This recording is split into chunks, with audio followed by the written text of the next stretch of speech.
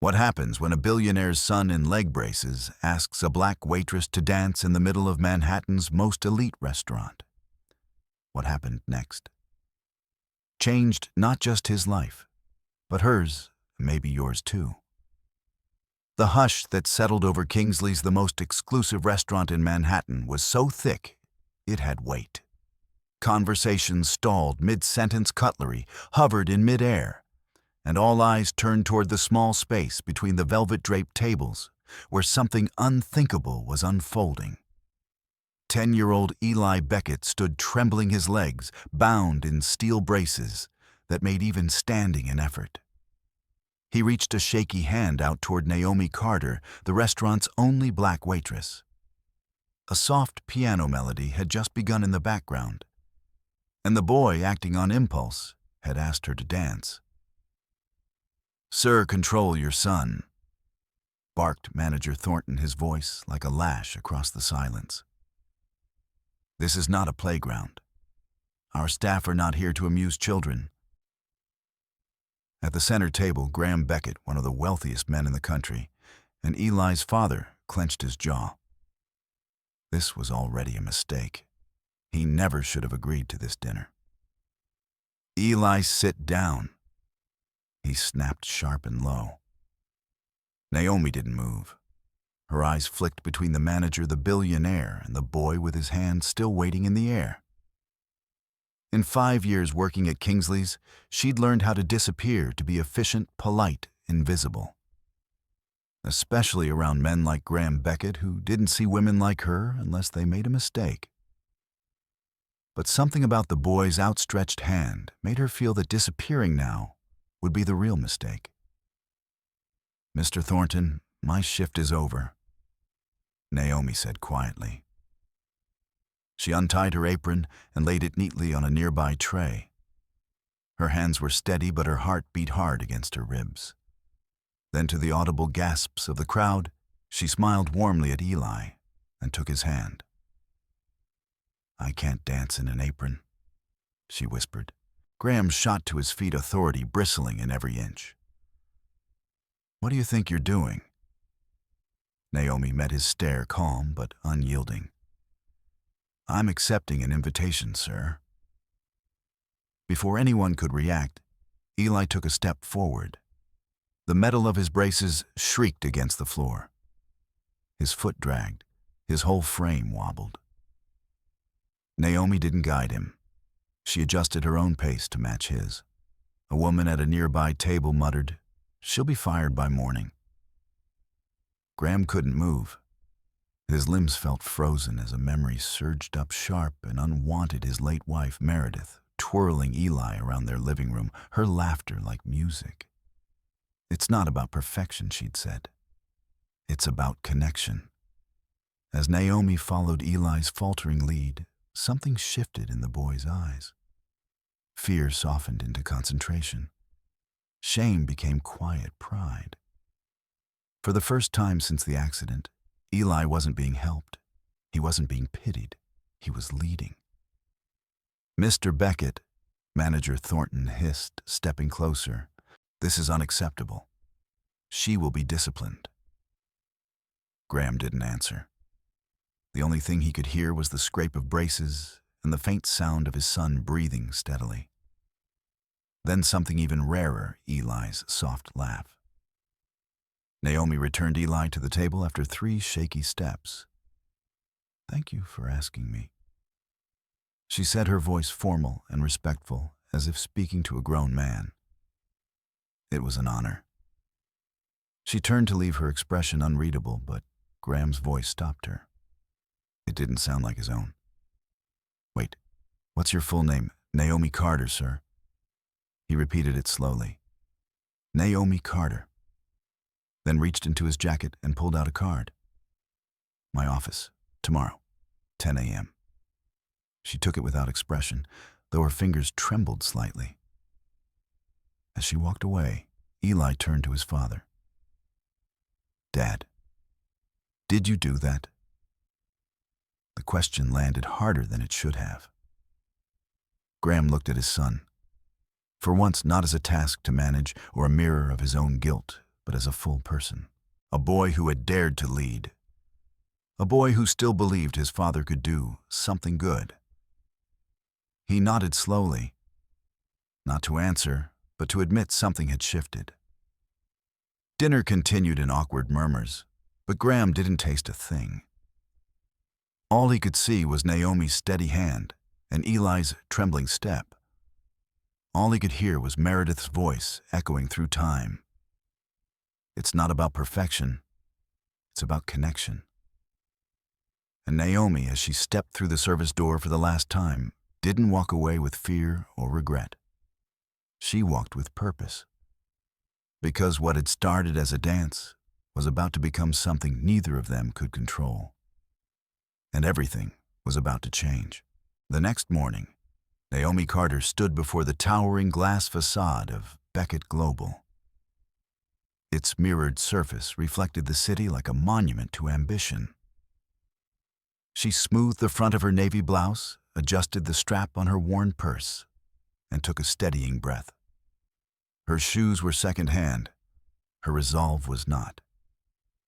Inside the lobby gleamed with cold perfection, marble floors, metal accents, sleek furniture that discouraged lingering. A receptionist with clinical precision directed her to the 18th floor. Naomi thanked her without flinching. As the elevator ascended, she clutched her purse tighter. It wasn't fear she carried, it was armor.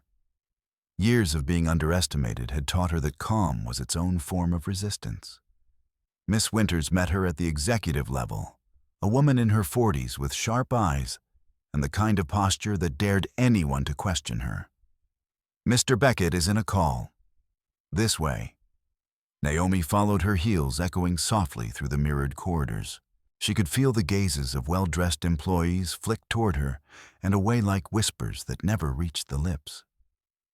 A black woman in this part of the building was anomaly enough to be gossip-worthy. Winters glanced back once. "He had you fired, didn't he?" Naomi blinked. "No, he invited me." "Interesting. That's not usually how these things go. Powerful men don't like being made to look soft." Naomi offered a small, unreadable smile. "Maybe he's ready to look different." Winters snorted but said no more. They reached a small waiting area. The glass doors ahead shimmered faintly in the morning light. Then a buzz. "He'll see you now."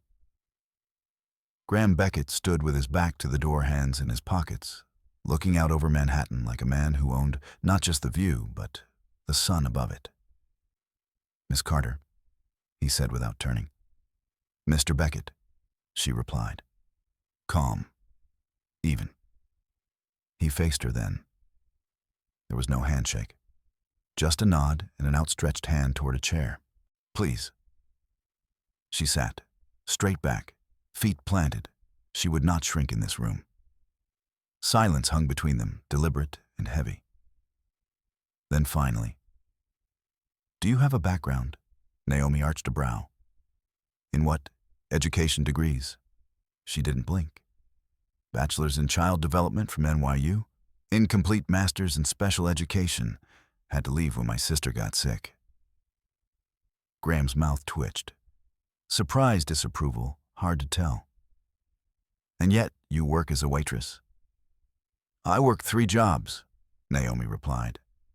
"Restaurant evenings, bookstore weekends, private tutor when I can find clients." He stepped away, retrieved a folder from his desk, slid it toward her. "I looked you up. I wanted to understand who danced with my son." Inside were photos of a run-down community center, flyers, handwritten notes. "Freedom Steps," he said.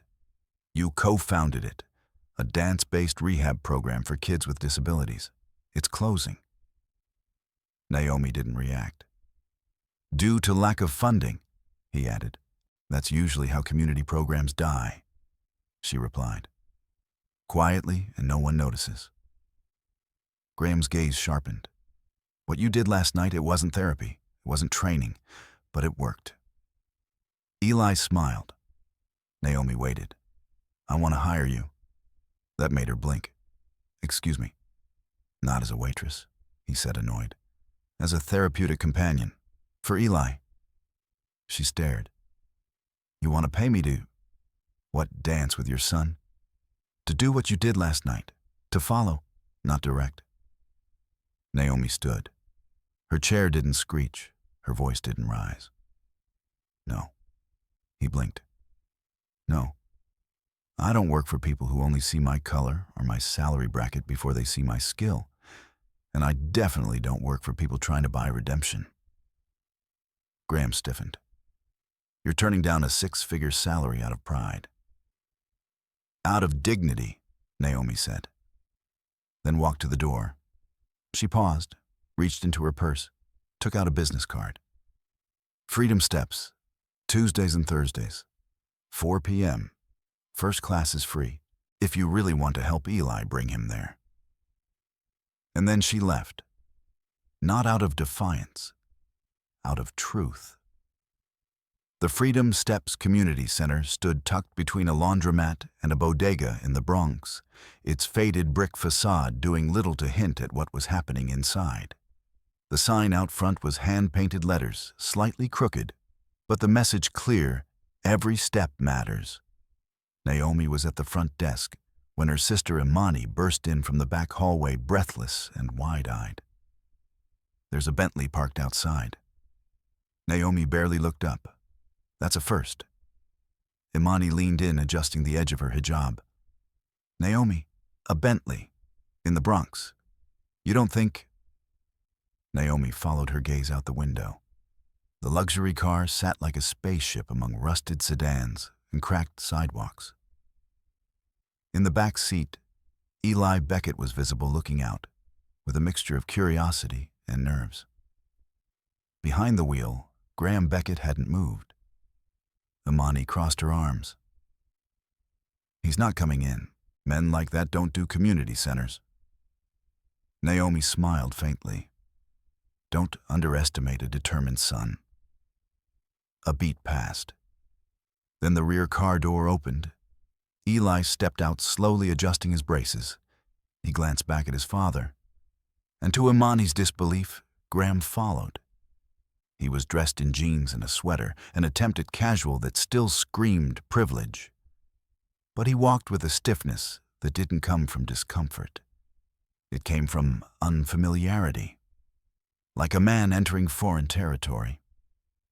Naomi opened the door for them. Mr. Beckett, Eli, welcome. Eli lit up when he saw her. Hi, Miss Naomi. Naomi bent slightly. Glad you came.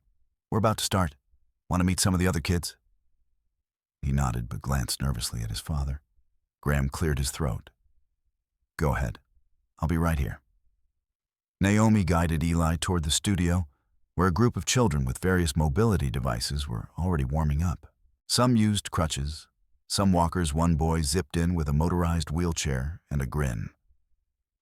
Imani appeared beside Graham with a clipboard. You can observe from here. There are chairs. This isn't therapy, Graham said, watching the chaos through the open doors. No, Imani replied, handing him a bottled water. It's not, but it works. Inside, the kids formed a loose circle, each moving in their own rhythm. There was no counting, no fixed routine, just guided improvisation. Music played softly from an old speaker. Naomi knelt beside Eli. Remember last night? This is the same thing. You move however you want. No right or wrong, just movement. Eli hesitated. Then he stepped forward, braces clicking softly. He moved toward a girl in a wheelchair who spun slowly, her eyes bright with confidence. Naomi stepped back, letting him choose his own pace. Graham from the doorway shifted uncomfortably. This looks unstructured. It is structured, Imani said, just not in the way you're used to. The door opened behind them. An older woman walked in, cane in hand, hair in silver braids that gleamed in the light. She wore a lab coat over a brightly patterned dress. The children lit up when they saw her. Dr. Eleanor Banks, Imani whispered. Neuroscientist, former Harvard, now head of our research division. Dr. Banks surveyed the room, then her eyes landed on Graham. Mr. Beckett, I believe you rejected my grant proposals 3 times. Graham stiffened. Dr. Banks, I didn't expect to see you here. I oversee the program, she said evenly. We're studying how non-directive movement impacts neuroplasticity in pediatric motor impairments.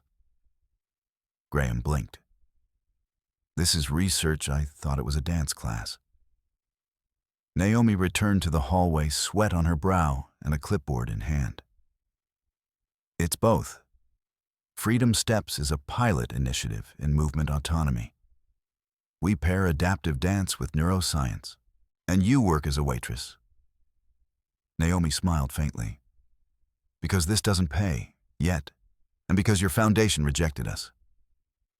Dr. Banks chimed in. Naomi was my co-author. Her master's work laid the foundation for this model. Graham stared at Naomi. You knew who I was, at the restaurant. Of course, Naomi said. But when Eli stood, that wasn't part of any plan. That was him, choosing to lead. Reporters arrived at the door, notebooks and cameras in hand. Graham tensed. What's going on? Imani showed him a local paper. Our study results dropped this morning. Early success, public interest. We invited them. Graham turned to Naomi, his voice a low accusation. You used my son as a PR stunt. Naomi didn't flinch. She led him into a quiet hallway lined with photos. Children of all ages with notes about their progress. On the far wall, a large empty frame. That's our future, she said. The rehab center we could build with real funding. We could reach 500 kids a year. You orchestrated all this, Graham said slowly. The dance, the meeting, the timing. I saw an opportunity. You weren't taking our calls? Imani ran in. It's Eli. They rushed back into the studio. The music had stopped. All the children had turned toward Eli, who stood in the center of the room. He had removed one brace and was balancing with just one support. Naomi grabbed Graham's arm before he could move. Wait, let him try. Eli took a shaky breath. Then slowly he took a full step, unassisted. The room burst into cheers. Cameras flashed. Graham's eyes stung. Naomi spoke quietly beside him. This is what we do here. We don't fix them. We let them find their own rhythm. Graham looked at his son, no longer a patient, but a pioneer, a leader. And for the first time in years, he didn't feel like the most powerful person in the room. He felt like a man being taught how to follow. The footage of Eli's unassisted step spread online within hours. What began as a local Bronx feature snowballed into national attention. News outlets ran headlines like Billionaire's son walks in community dance rehab and movement, not money sparks breakthrough. Naomi watched it all unfold from the corner of the Freedom Steps office, the hum of an ancient desktop fan pushing warm air against her face. She was exhausted, exhilarated, and wary. Fame was rarely the friend of purpose. Imani burst in with her phone raised. CNN, The Today Show, NPR, everyone wants interviews, not just with us, with Graham. Naomi closed her laptop. And has he responded? Not yet, but his PR team has. They want to meet. Today. By the time Graham arrived, the building buzzed with camera crews setting up interns, taping down wires, and kids peeking through doorways. He walked with his usual control, but Naomi saw the twitch in his jaw. This wasn't his arena. Not anymore. In Naomi's office, a makeshift meeting room, Graham stood while Naomi sat. Imani poured coffee for everyone and stayed. Your foundation issued a statement this morning, Naomi said, sliding her phone across the table. Generic praise, no commitment. I didn't write it? Graham replied. My comms director did. That's clear. He sighed and sat across from her. You want a real statement? No, Naomi said. I want a shift. He looked up. Excuse me. I want Freedom Steps funded. I want a permanent location, scholarships, adaptive equipment, staff, research continuity. Graham leaned back. You want millions. Your company spends that on holiday parties. Imani smirked behind her coffee. Naomi continued, her voice steady. You said you wanted to help Eli. Help all the Elis. He didn't answer right away. Instead, he reached into his briefcase and pulled out a manila folder. These are architectural renderings, he said. I called in a favor. Midtown site, ADA compliant. Space for dance therapy community outreach. Naomi blinked. You already started this. Graham looked tired, honest. The night of the dance, I called my project team. I didn't know if you'd say yes, but I wasn't going to wait. She studied him. For the first time, he wasn't performing. He was offering. There's one condition, he added. It has to be yours, not mine. My name doesn't go on the building. Yours does. Naomi Carter Center for Movement and Neurodevelopment. Imani let out a soft gasp. Naomi leaned back. Why? Graham folded his hands. Because Meredith used to say something. If your name is on it, you better show up. I've put my name on too many things I never visited. This one I want to earn by not owning. The room fell quiet. Naomi's throat tightened, but she didn't show it. She nodded. Graham stood. There's a press conference tomorrow. We can announce it then. Naomi tilted her head. Not we. You. You created the space. We'll fill it. He smiled faintly. Deal. As he turned to leave, Naomi called after him. One more thing. He paused. When Eli's ready, let him choose whether he wants to be part of this. Not you. Graham nodded. He already has. He asked if he could teach the younger kids. Naomi smiled, the real kind. Then we'll build around him. That evening, Graham walked the halls of Freedom Steps alone. No cameras, no assistants. Just the quiet shuffle of children finishing classes and parents chatting by the door. He passed the wall of photos again. The frame that had once been empty now held a rendering of the new center. Below it, a brass plate had already been etched. Donated in honor of Eli Beckett, who dared to lead. Graham stood before it for a long time, not as a benefactor, not as a billionaire, just as a father, learning finally how to follow. The morning of the press conference, the steps outside Beckett Global were lined with news vans, reporters, and curious onlookers. The corporation's usual cold corporate aesthetic was softened slightly by a new banner in celebration of courage. Inside, Graham Beckett adjusted his cufflinks in the mirror. He wasn't used to sweating before a public event. But today, the stakes were personal. Eli waited beside him, wearing a navy blazer and khaki pants, braces, polished hair combed flat. Naomi had taught him to knot his own tie that morning. It wasn't straight, but it was his. You sure about this? Graham asked, crouching beside his son. Eli looked toward the stage. I want to talk, not read, just talk. Graham nodded. Then talk. In the lobby, Naomi watched from the sidelines. She wore a tailored gray dress and a blue scarf, a nod to the Freedom Steps colors. Imani stood next to her camera, in hand streaming live to the Freedom Steps community page.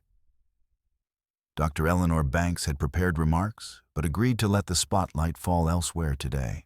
As the conference began, flashbulbs popped and microphones extended. Graham stepped to the podium first. Good morning, he began. I stand here today not as a CEO or donor, but as a father who was changed by a moment I never expected. He recounted the night at Kingsley's, the silence, the invitation, the step And because of that moment, I'm proud to announce the construction of a new facility, the Naomi Carter Center for Movement and Neurodevelopment, a place where children can learn not to follow, but to lead. The room applauded. Naomi remained still. Graham turned. But this isn't my story to tell. Eli stepped forward. The room hushed. "My name is Eli," he said into the microphone. "I used to think I needed help to move. But Miss Naomi showed me I just needed someone who didn't try to fix me." He took a deep breath. "I want to help other kids. I want to teach them to lead too." The applause was softer, but more emotional. Naomi's hand tightened around her scarf. After the event, cameras swarmed, journalists threw questions. But one reporter, Rachel Lynn from Channel 8, approached Naomi directly. "You've built something incredible," she said. "But there are rumors Beckett Global only did this for PR. Care to comment?" Naomi's smile was composed. "You can't fake a child's first step, and you can't fake a father's tears. What came after may have been public, but it began in a private choice." Rachel nodded.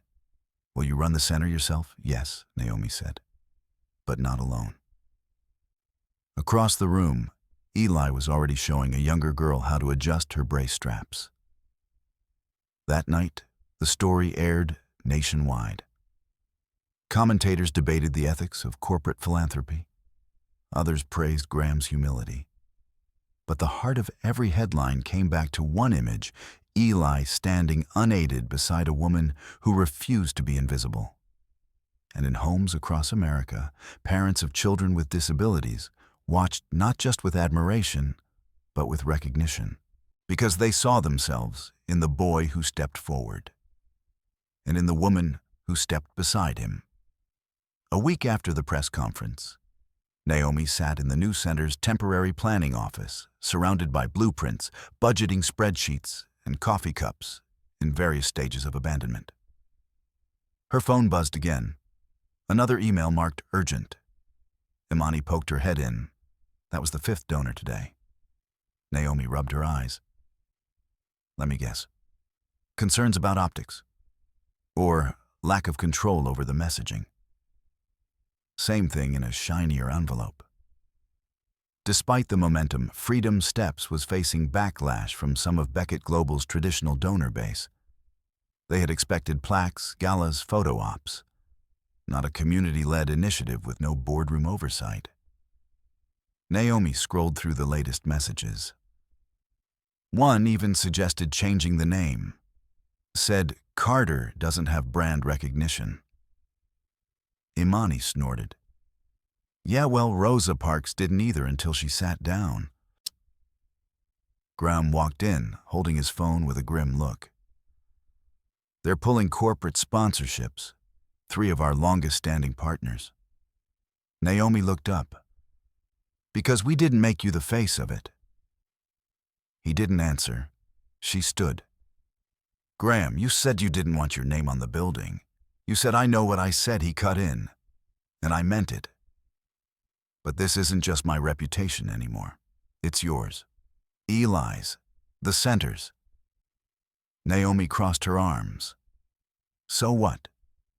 We make it palatable to wealthy donors who've never set foot here. Water it down until it's safe and sterile? No," Graham said. "We adapt, strategize. Survival doesn't mean surrender."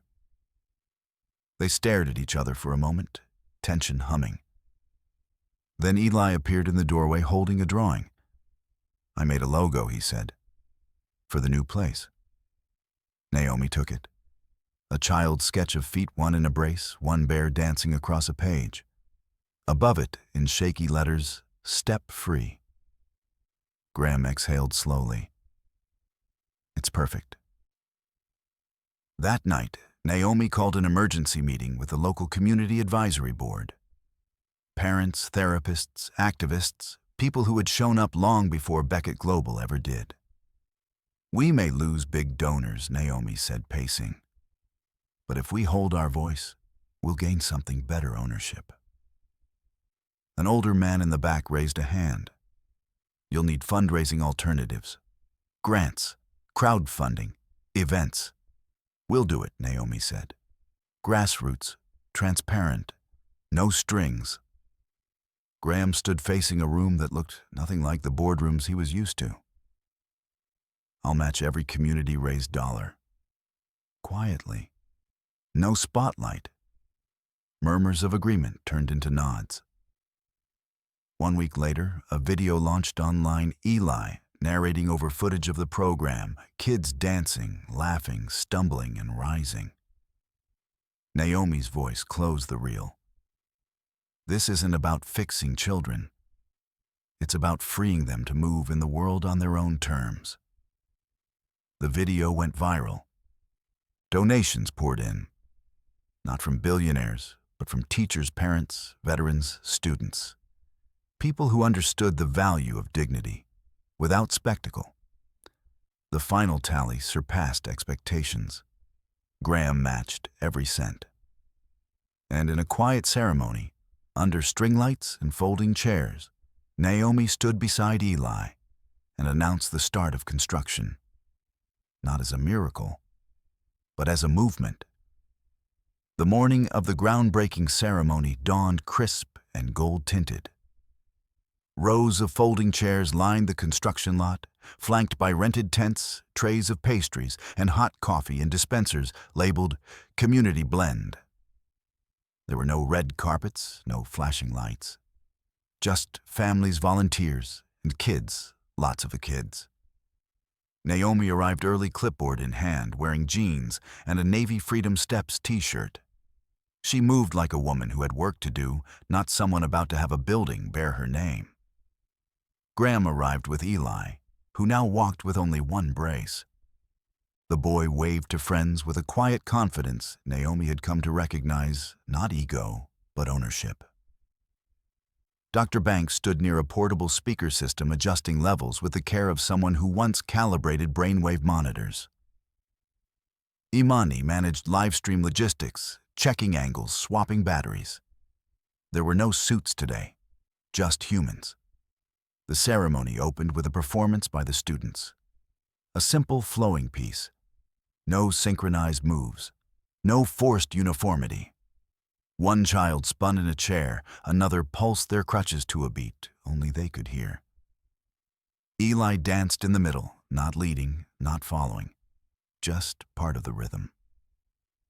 Naomi watched from the edge, mist gathering in her eyes. She hadn't written a speech. When her name was called, she stepped forward, took the mic, and paused. "There's no perfect way to begin something like this," she said. "So I'll say the words I used when Eli asked me to dance.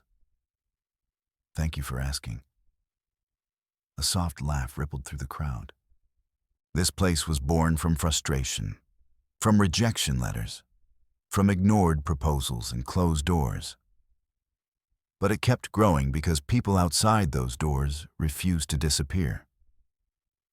She looked at Graham, at Eli, at the kids bouncing on the balls of their feet. This center doesn't belong to any one person. It belongs to everyone who ever thought they had to wait for permission to move. Applause rose like a wave. Naomi stepped back, blinking rapidly. Later, after the shovels had ceremonially hit the dirt and the guests had started to disperse, Naomi wandered behind the main tent to find a moment of quiet. Graham followed. "You've barely sat today," he said. "I'll sit when the building's done." He chuckled, then paused. "You've built something incredible, but I want to ask if you're okay." She looked at him, surprised. "I'm fine." "Why?" "Because when the spotlight fades, people like you carry the whole weight." Naomi exhaled. Some days I feel like I'm just holding it all together with duct tape and good intentions." He nodded, then let someone help hold it. She looked at him carefully. "You mean you?" "I mean anyone you trust. Doesn't have to be me. But let someone in. You deserve that." They stood in silence for a beat. Then Eli called for his dad, tugging on his sleeve. Graham smiled and went to him. Naomi stayed behind a moment longer, not to breathe, but to acknowledge what she was carrying, and what she might one day be willing to share. 3 months after the groundbreaking, the Naomi Carter Center for Movement and Neurodevelopment officially opened its doors. The building was filled with natural light and intentional design, wide hallways, textured floors for sensory feedback, mirrored studios with adaptive bars, and quiet rooms painted in calming tones. Every corner told a story. Photographs of the original Freedom Steps class hung next to quotes from parents and framed crayon drawings by children. At the main entrance, carved into a wooden beam, were the words, "Not fixed, free." Naomi stood behind the front desk, watching parents check in. Children moved through the halls at their own rhythms, some cautious, others fearless. It was working, and it was overwhelming. Every decision came through her. Staff schedules, grant applications, curriculum updates. She barely slept. Her office door read, "Director, Andebaum."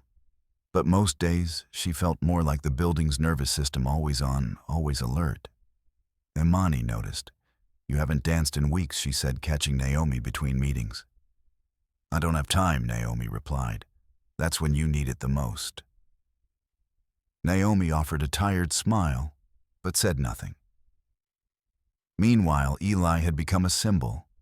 The older kids admired him. The younger ones followed him. He led stretches, taught warm-ups, and spoke at school assemblies about his journey. But lately, Naomi noticed a shift. He was quieter, slower to laugh. One afternoon, he didn't participate at all. After class, she found him sitting on the back steps, staring at his shoes. "Is your leg hurting?" she asked, settling beside him. He shook his head. "It's not that." Naomi waited. "I thought I'd be better by now," he said. "Everyone looks at me like I'm fixed. But I'm still slow. I still fall." She nodded. "You're afraid of letting them down." His voice cracked. "What if I already have?" Naomi placed a hand on his shoulder. "You're not here to be perfect. You're here to remember that you have the right to move at your own pace."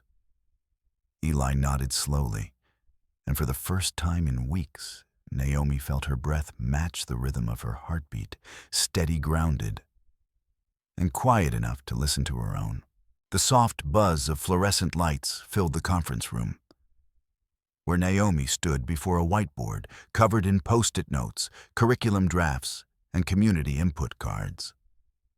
The walls were plastered with mock-ups of satellite programs, expansion models, and scribbled phrases like "accessibility is leadership" and "lead with the child." Across the room, Imani flipped through a printout of proposals from school districts asking for Freedom Steps to expand into their states. They want in. Boston, Oakland, Tulsa, even Anchorage.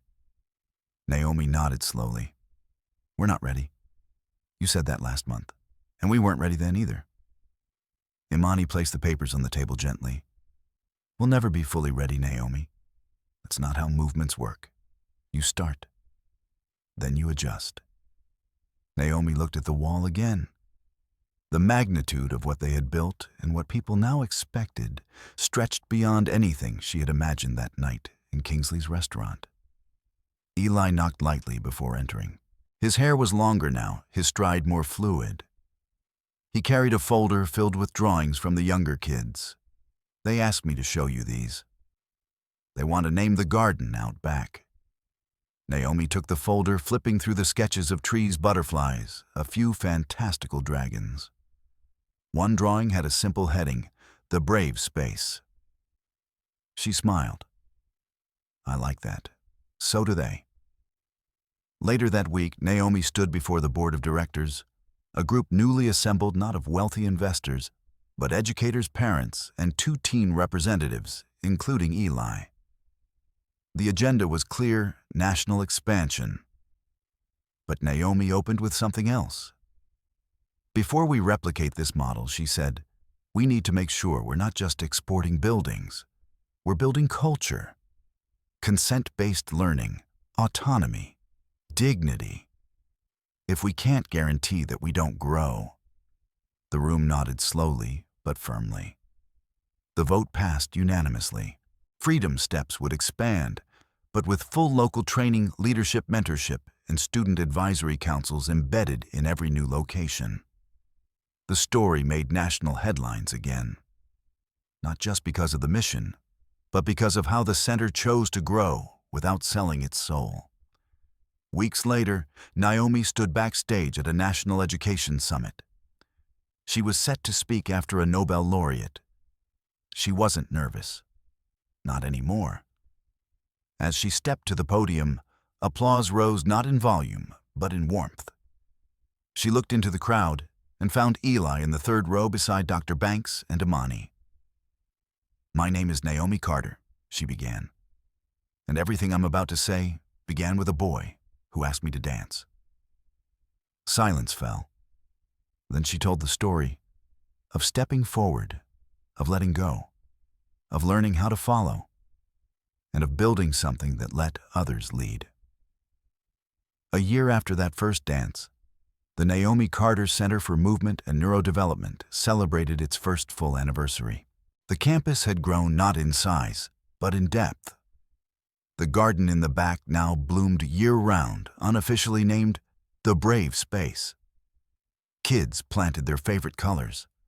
A wheelchair-accessible stage stood at the far end, built by volunteers and painted with murals designed by the children. Naomi arrived early that morning, walking the hallways slowly. Every wall told a story now. A new quote had been carved near the entrance beneath the first one. "The goal isn't to catch up. It's to become yourself." In the cafeteria, families gathered for the celebration. There was music, dancing stories, and tears. Dr. Banks led a science station where kids built neuron models out of pipe cleaners. Imani filmed testimonials. Graham quietly helped set up chairs.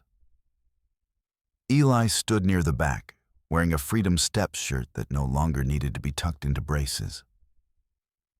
He was taller now, a little steadier. His speech had been scheduled, but when the microphone was handed to him, he passed it to a new student. "I've said enough," he whispered to Naomi. "It's someone else's turn." She looked at him. "That's what leadership is, isn't it?" He nodded, and they watched as a little girl in pink glasses told the audience how she learned to spin in her wheelchair like it had wings. Later that evening, long after the celebration ended, Naomi stayed behind. She walked into Studio 1, the first dance room. It was empty now, except for the echo of footsteps past. She slipped off her shoes, moved to the center of the floor, and let the silence hold her. No choreography, no mirrors, just gravity and breath. She moved slowly, imperfectly, beautifully. Not to lead, not to prove anything, but simply because she could. Outside, under a fading sky, a child laughed, and Naomi Carter danced.